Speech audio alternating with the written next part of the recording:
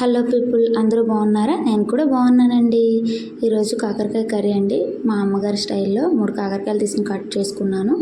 కళాయి పెట్టుకొని ఆయిల్ వేసుకొని జీలకర్ర కొంచెం వేసుకున్నాను. తర్వాత ఒక పెద్ద ఉల్లిపాయ కట్ చేసుకుని ఉంచుకున్నాను, అది వేసాను.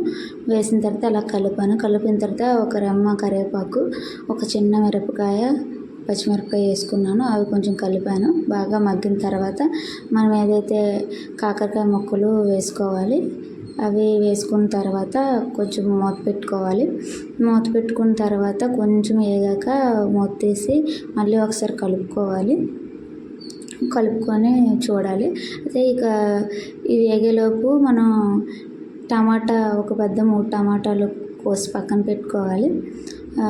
కోసి పెట్టుకున్న పక్కనే రైస్ కూడా వండేస్తున్నానండి.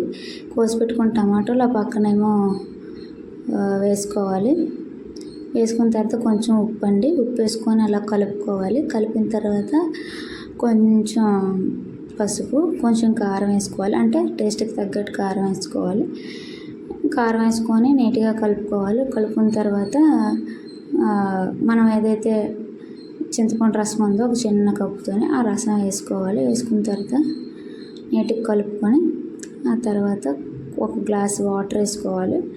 వాటర్ వేసుకొని మనం కలుపుకున్న తర్వాత టేస్ట్ తగ్గట్టు సాల్ట్ ఇంకా కావాలంటే యాడ్ చేసుకోండి. యాడ్ చేసుకున్నాక ఆ తర్వాత మూత పెట్టి ఉంచేయండి. ఆ తర్వాత కర్రీ ఉడికేసాక ఎలా ఉందో చూడండి. పూర్తిగా వాటర్ అనేది ఇంకిపోవాలండి. ఇంకిపోతే కొంచెం ఆయిల్ పైకి తేలేటట్టు, నేనైతే ఎక్కువ ఆయిల్ యూస్ చేయను, కొంచెం ఆయిల్ పైకి తేలేటట్టు ఉంటే బాగుంటుంది. మా పాపని ఎత్తుకొని వంట చేస్తున్నాను. చూడండి, కర్రీ అయితే చూడడానికి బాగుంది, చాలా బాగుంది, టేస్ట్ కూడా ఉంది.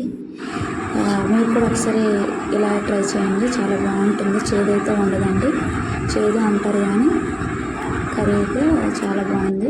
మా హస్బెండ్ ఎప్పుడు తినలేదు, ఈరోజు మొత్తం కర్రీ యూజ్ చేశారు. మీరు కూడా ఒకసారి స్టైల్లో చేయండి. నచ్చితే సబ్స్క్రైబ్ చేసుకోండి.